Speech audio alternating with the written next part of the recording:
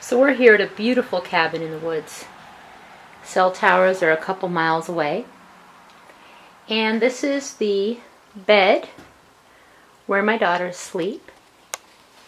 And right by the bed is a handy phone, except it's a cordless phone. So let's see how much radiation it emits. The meter's on. As you can see, it's not picking up much of anything. You can tell by the lights.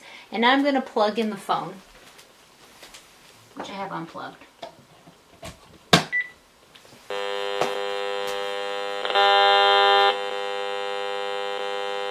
The phone is now plugged in. And that's about where my daughter's head would be. Maybe it would be here.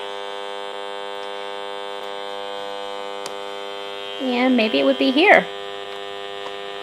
And there's a lot of radiation coming off that phone. Now let's turn the phone on. Let's pretend we're going to make a call. I'm going to turn it on. There you go.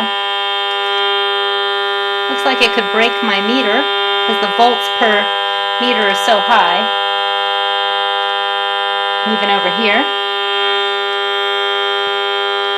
Now I'm going to turn it off. And now I'm going to unplug the base.